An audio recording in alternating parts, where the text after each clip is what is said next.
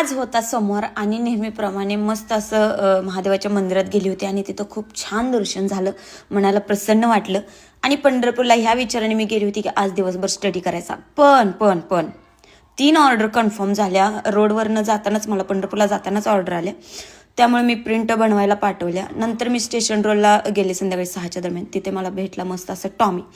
Print बनवून घेतल्या 6 वाजता आणि मी आले घरी आल्यानंतर अगोदरच आईनं ब्रेड स्पॉन्ज शिजवून ठेवलेले होते. सोमवार होता, आईनं मस्त अशी दूध खीर बनवली होती, सोबतच मस्त असा इंद्रायणी भाताची खिचडी बनवलेली होती, माझी फेवरेट आहे ॲक्च्युली. आणि एवढं सगळं जेवण केल्यानंतर माझी इच्छाच उरली नव्हती आता केक बनवायची, पण नाईलाज होता. 10:30 ते 11 वाजले मला जवळजवळ केक बनवायला. परत मला पहाटे उठावं लागलं, का तर क्रीम बनवण्यासाठी. परत लाईट नसते. क्रीम बनवली आणि राहिलेलं केकचं डेकोरेशन मी केलं मॉर्निंगला. तर हा होता हाफ इयरचा baby boss theme cake. Second होता शेजारच्याच गावातून आलेली ही ऑर्डर होती, तर याचं कस्टमायझेशनही मला कस्टमरनी सांगितलेलं सेम तसंच बनवावं लागलं. त्याच्यानंतर प्रिंट्स मी कट करून घेतल्या ज्या मी बनवून आणलेल्या होत्या.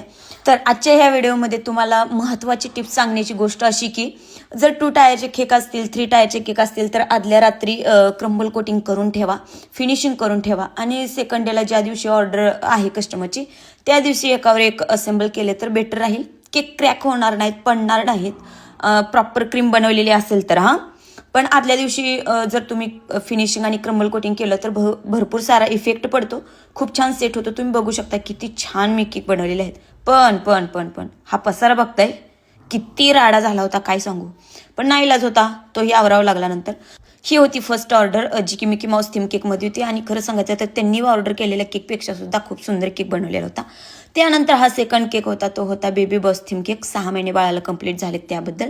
त्याच्यानंतर थर्ड केक होता हा पंढरपूरहून कराड नाक्याहून. तर हा पण मिकी माऊस थीम केक होता, पिंक शेडमध्ये त्यांनी कॉम्बिनेशन सांगितलेलं होतं. तर कस्टमरनी सेंड केलेल्यापेक्षा सुद्धा हा सुद्धा केक खूप सुंदर बनलेला होता. आता बॅचबद्दल तुम्ही मला बरेच सारे प्रश्न विचारतात, मी व्हिडिओ टाकलेत, तुम्ही एकदा इंस्टाग्रामवर बघून घ्या. तर सतत तेच ते प्रश्न विचारू नका कधी क्लास घेणार आहात म्हणून. एकदा व्हिडिओज बघा सगळे. अंगारक चतुर्थी होती आणि आई मला घाई करत होती की तुझं शूट कधी संपायचं, पटकन आवर. पण माझे काही व्हिडिओ काही संपत नव्हते. तिची इच्छा होती की जरा लवकर गेलं तर दर्शन छान होईल, पण माझं काही व्हिडिओ शूट संपत नव्हतं कारण मला केक खूप सुंदर बनले होते खरंच ॲक्च्युली.